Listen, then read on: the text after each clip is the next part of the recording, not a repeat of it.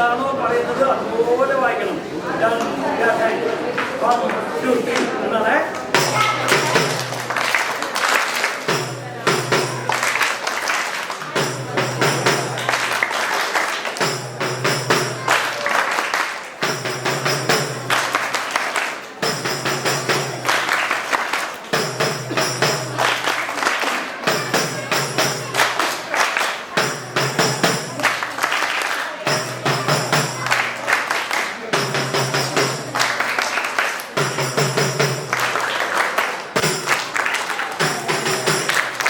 നോക്കമ്മേ, എൻ്റെ കയ്യിൽ വിരലൊന്നുമില്ല അമ്മയെന്ന് പറഞ്ഞു കരഞ്ഞു.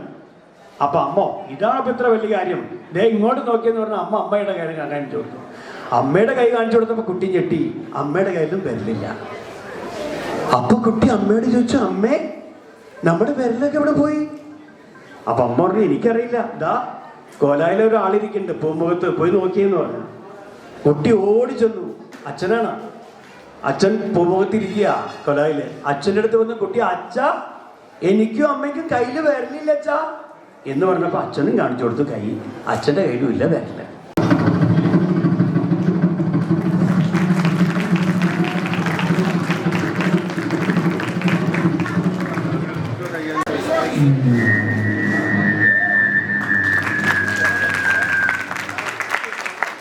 ഇതുപോലെ ശബ്ദം ഉണ്ടാക്കി